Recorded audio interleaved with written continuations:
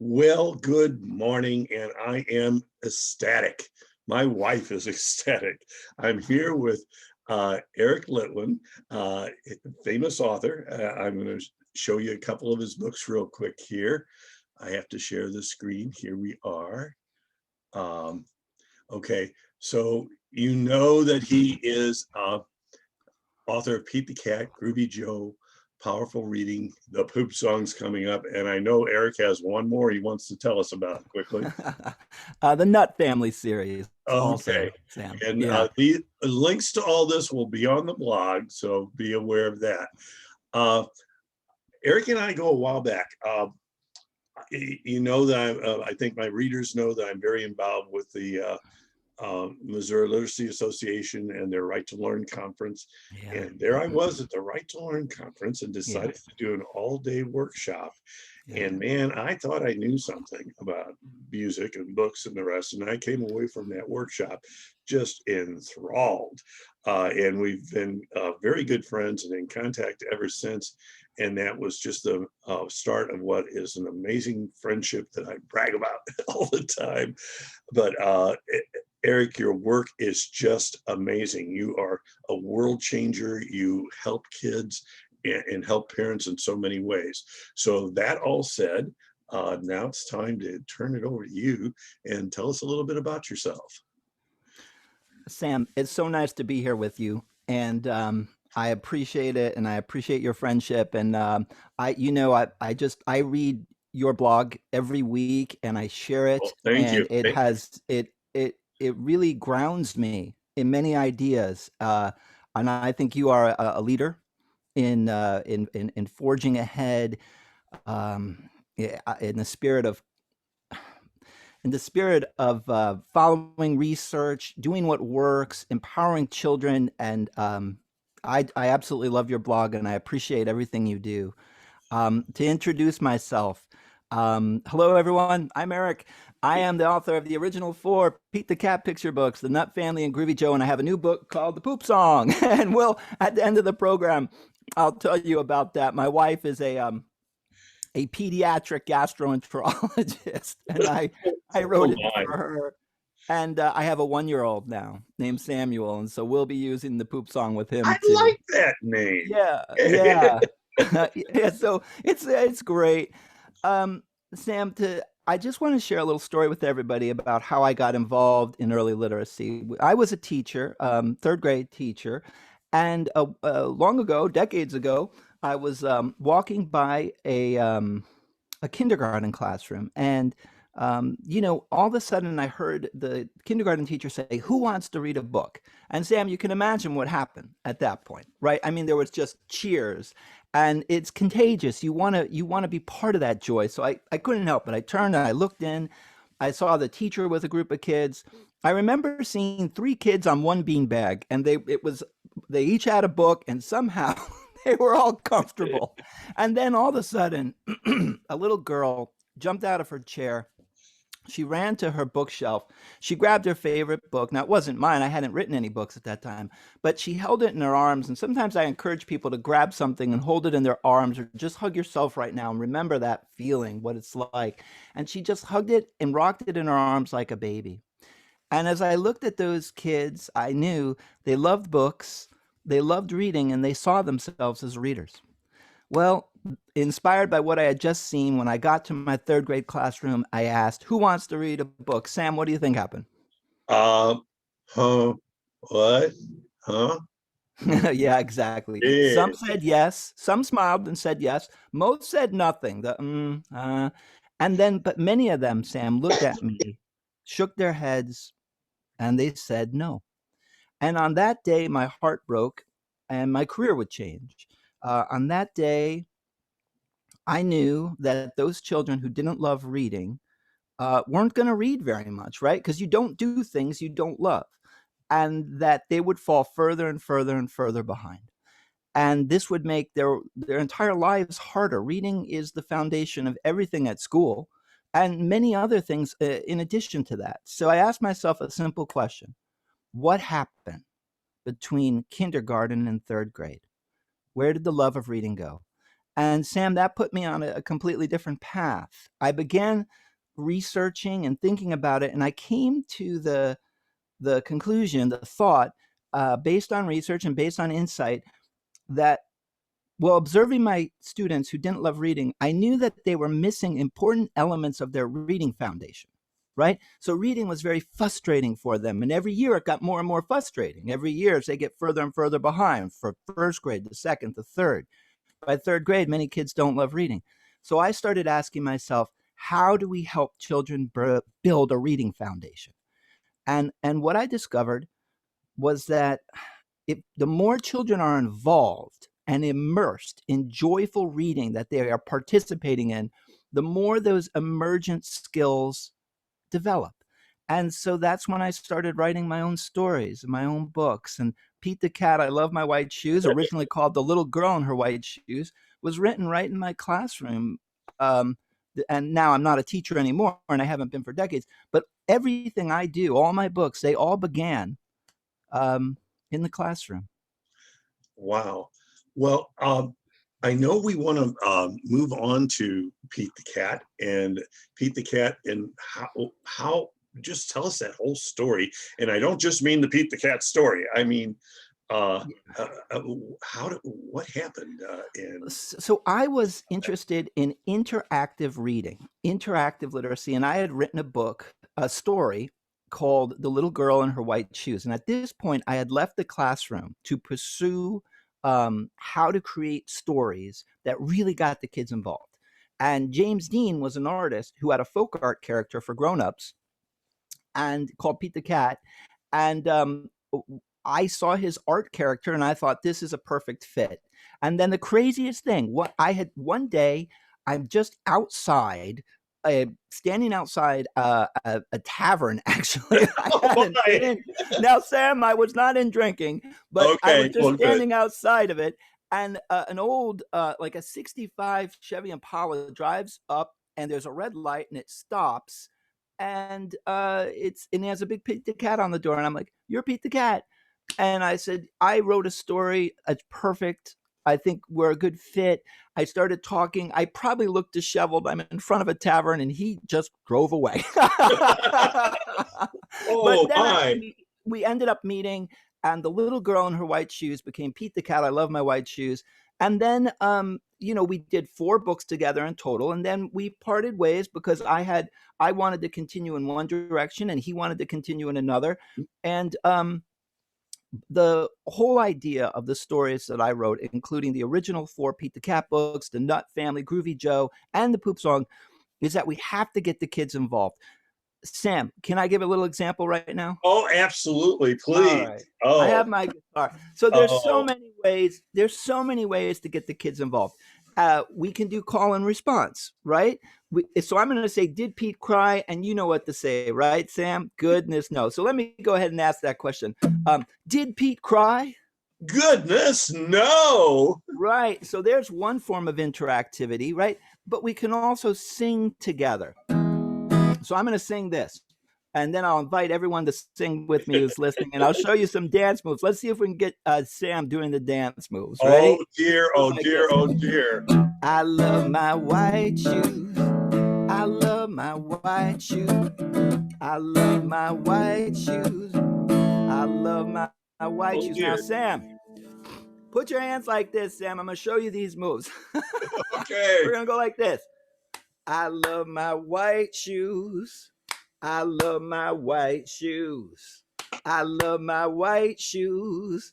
I love my white shoes. Now, everybody, you should know there's latency, so we're not going to be in sync completely. Right. That's part of Zoom. Here, I'm But going to put all us right, side by everyone. So side. Hang on. join in with Sam and me, and we'll sing this together. And note how it makes you feel. And then, Sam, we'll talk about how all these things, the participation, the enjoyment, how this leads to increased concentration, enhanced learning, optimized outcomes, everything. Let's do it. Let's have a little fun here. Okay. Ready? I love my white shoes. I love my white shoes. I love my white shoes. I love my white shoes. I'm Sam, All the I books have rhyme because you can predict the rhyme. Here comes Pete walking down the street, rocking red shoes on his four furry. The kids can say feet. Rhyming is a form of helps with prediction. The rhythm of it. Um, I love my white shoes helps with fluency, right? We learn new words. So we're building vocabulary.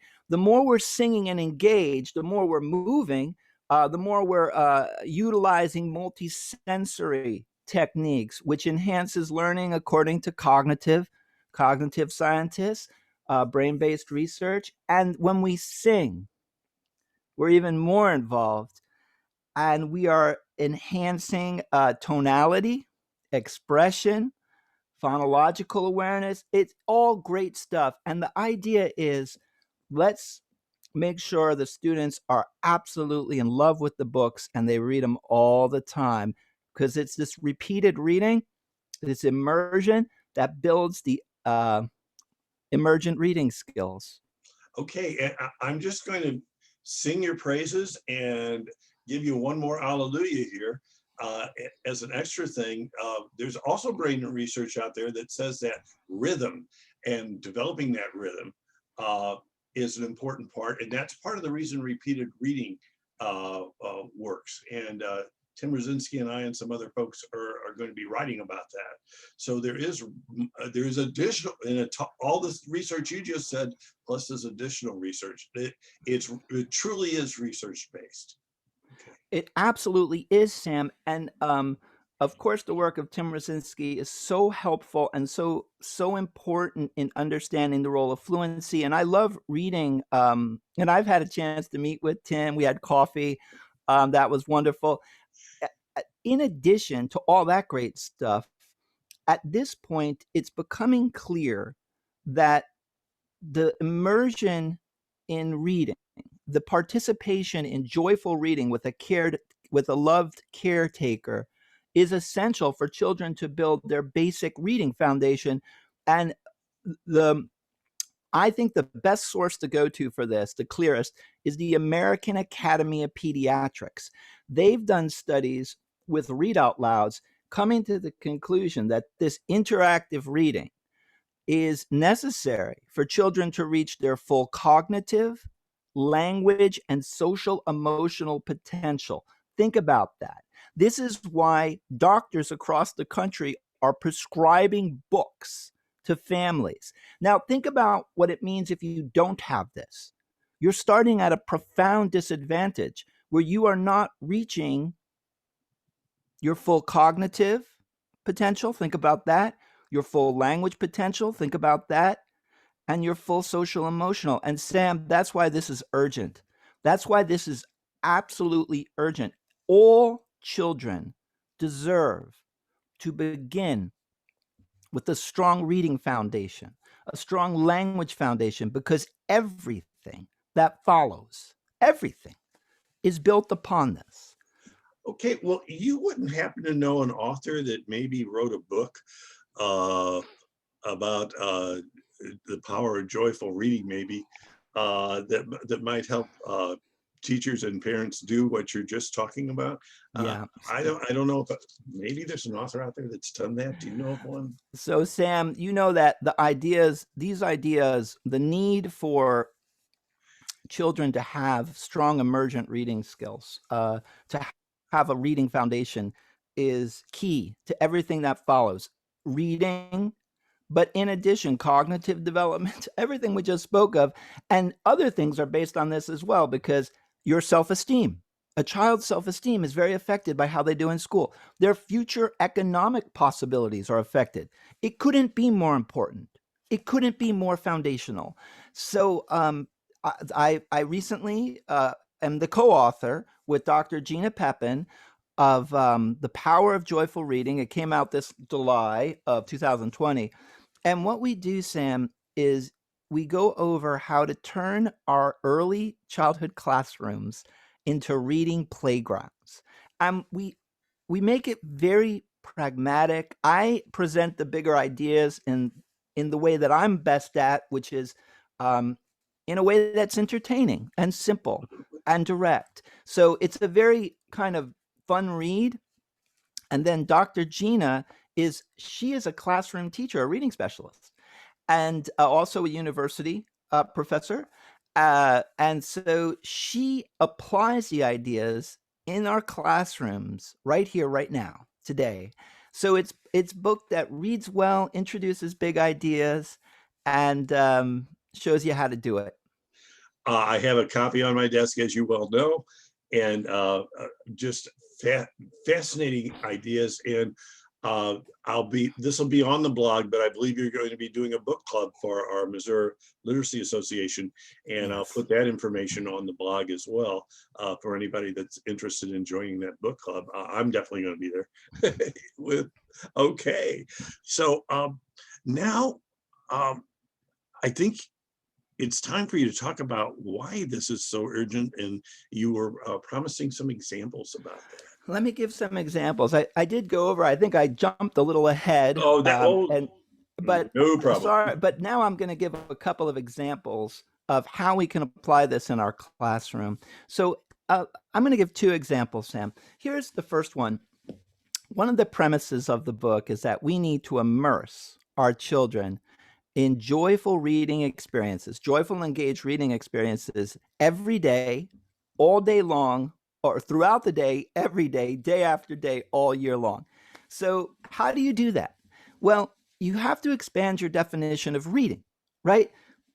I love when teachers do read out loud, especially my books. Yes, I love that. But we can read more than just during book time. We can actually have reading experiences throughout the whole day. So let me give an example. How about our classroom expectations or our rules? Most teachers in pre-K and kindergarten and in first grade too will have to share these rules anywhere, Sam, would you say between 5 and 20 times a day? Oh yeah. And they're posted as well. Right. Well, that's important because we want to read them. But why not turn that into a reading opportunity? Let's say this. Here, Sam, put your hands like this. I know I'm making you do things. We're going to do this. Say, hands in your lap, like that. Hands in your lap. Back up straight. Back up straight. Oh, I'm sorry. Let me start again. It's sit in your seat, hands in your lap. I got to get the rhyme right. Okay, so let's try this. Okay. Ready? We'll do it one more time. Sit in your seat. Hands in your lap. Smile, crocodile, and clap, clap, clap. All right, we'll do it quickly this time. And I'm going to start like this. So everyone, you can do it with me. We'll start like this. Okay. Sit in your seat, hands in your lap. Smile, crocodile, and clap, clap, clap. All right. Is that more fun than just reciting the rules? Of course it is. You'll have kids coming in asking for the rule song. No kidding. We can put that chant, that poem, on the wall. We can say it, but we can read it. We can point to words. We can point to sounds, to letters. And we can then use this as an opportunity to have a reading experience 5 to 20 times a day. You could take Pete the Cat, I love my white, or say 4 groovy buttons. My buttons, my 4 groovy buttons. Why, if we're doing subtraction from 10, why not simply Pete puts on a shirt with 4 buttons and then he adds a jacket on top of that with 6 buttons. Now we have 10 buttons. You could sing the chorus during the math lesson. But here's something that's really important is we don't want to take any time away from the math lesson. We don't have to read the entire book. Simply adding the chorus will make the lesson stronger. It will make the concept have context. It will turn our math lesson into a reading lesson as well. It costs nothing. It takes no additional time. And it has all sorts of secondary benefits. It gets the kids more they're paying more attention. So these are just beginnings of examples of how we actually can have reading experiences, joyful reading experiences throughout the entire day. Well, that's just, I push into a couple of classrooms even now, and I'm going to be sending this video to my teachers. Well, Yeah. the video will be posted a little later on down the pike, but Okay. in the blog. But I think my teachers are going to get it tomorrow. They'll get Good. a preview. Wow, those are terrific ideas. And the book is filled with ideas. And then Sam, also we also take the bigger concepts and we simplify them. So when we ask ourselves, well, how do we do this? How do we make our reading experiences more engaged, more joyful? We created a little acronym. So basically, we talk about we need to teach like reading superheroes, and we can, and we can. And we'll take the word hero from superhero and we'll make an acronym out of the HERO. So for our experiences, our reading experiences to be engaged and joyful, number one, they have to be very human, right? No app, no computer will ever replace you, the teacher, nor the caregiver, the parent. Learning to read is a deeply human experience. So, to be a reading superhero, we make our reading experiences human. E is for experiential. The kids get involved, they move, they clap, they do things that have them participating. R is recurring. We need to do it all day long. And we can take like our lessons, our expectations, doing it 5 to 20 times a day, day after day, that optimizes these experiences. Or Pete the Cat and his four groovy button chorus and math. Now we're doing it in reading time and real out time and math time. The more it recurs, the stronger the learning. And O is for optimal, which just basically means the more we become knowledgeable about what our children need for their reading foundation, we can direct these experiences to meet those goals and objectives. Generally, these goals and objectives are provided by your county or your state, and we can meet them throughout the entire day. No need to write a lesson plan in this situation. We're doing it as part of the fabric of our day to day education. Well, these are just head spinning ideas. I'm going to be, I think I'm going to have a Zoom meeting with my teachers just to talk about what you just talked about. This is just amazing. So time for final remarks, and maybe at the end of those, you might tell us about this new book. My wife is a parent educator. And I'll tell you, I think I told you before the interview started, my stock here at home went up like 4,000% when she found out I was interviewing you. It's kind of for real. Her parent educator group is talking about your new book. I'm So so happy. already. I mean, these are folks that are like on the cutting edge of everything, and they know. So I guess final remarks, and I don't know quite how to say this, but I guess you need to tell us about poop. Yeah. And Okay. I've got some bad poop jokes to tell. Sam, my final remarks are that, and you and I have talked about this before, reading is the foundation of everything that follows. Yes, reading is the foundation, of course, of reading, but it's more than that. Reading, how well the children read affects how their self-esteem, right? Because it affects how they do in school. Interactive and joyful reading also impacts social emotional development. It actually impacts cognitive development, the ability to fulfill our potential. Reading is the foundation of everything, and joyful and engaging reading experiences is the foundation of reading. It is how they create the ingredients they need, the reading ingredients. So, my message to teachers who work in early childhood education, if you work with young children, you're a reading teacher. You're a reading teacher. And let's do it. There's so much hope and so much promise. We have the children during the day and in our classrooms, and we can teach like reading superheroes and help all our students build those emergent reading skills, preparing them for reading instruction and everything else that follows. And the best of all, when you do it well, it just looks like joy. Wow, that's amazing. Okay. Oh, the poop song. Oh my goodness. Okay, so, sorry. So Oh my new dear. book, my new Please. book comes out April 13th, 2021. It's called The Poop Song. My wife is a pediatric gastroenterologist, so many of her families were having some issues with potty training. There's a lot of pressure, Sam.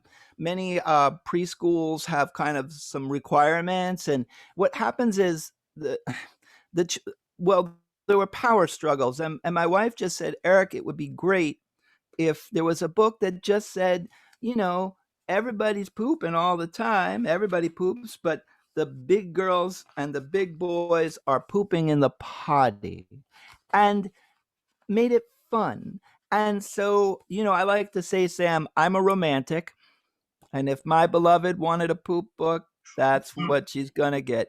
What I didn't know is that Chronicle Books would accept the manuscript, and that we would partner with Claudia Bolt, who created the most beautiful art. And the idea, the vision of this book was that it needed to be, first you look at it and go, oh, haha, it's poop. And then you look at the art and go, whoa, this is beautiful. And then you read it and say, oh, wait, this is going to be very helpful. Okay, so that's the kind of the progression. So what I'd like to do is just show everyone the poop song. There's wonderful things. I'm going to say cats, and then everyone out there just say the word poop, okay? So I say cats, you say poop. Here we go. Oh, got it. Cats Poop. in their own little box. Mountain goats Poop. as they climb over rocks. Fishes Poop. as they swim in the sea. Caterpillars Poop. at the top of a tree. Everybody's pooping all day long, and that's why we sing the pooping song. Put your hands like this, everyone. Do it with me. I'll go slow. Pooping, pooping. Everybody's pooping. Everybody's pooping around. But the big boys and the big girls are pooping in the potty. And then we hear a happy sound. And put your hands like this and go flush. Now, there's a song that goes with it. I'll just give you a brief feel of it. So it's like, camels poop in the blazing hot sun. Elephant, you get it. Right? Yeah, Sam, you got it. So it's participatory. There's music.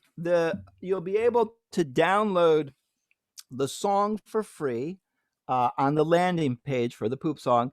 There's a poop chart, and I helped design it with my wife and her friends who are pediatricians. And it's going to be really helpful. We're going to use it with our own child, Samuel. So there's a poop chart to help with potty training. It's interactive with movement, and it's just a fun read. It gets really funny at a certain point. We have space aliens pooping. It just gets funnier and funnier. So I hope everybody enjoys the poop song. Oh, I know they will. This has just been an amazing talk. I have a long-standing tradition here at the end that we end always with a Zoom wave, because after all, it's the age of Zoom. Okay. So I'm going to give you a Zoom wave and say, bye, Eric. Bye, See you Sam. soon. Bye, everyone.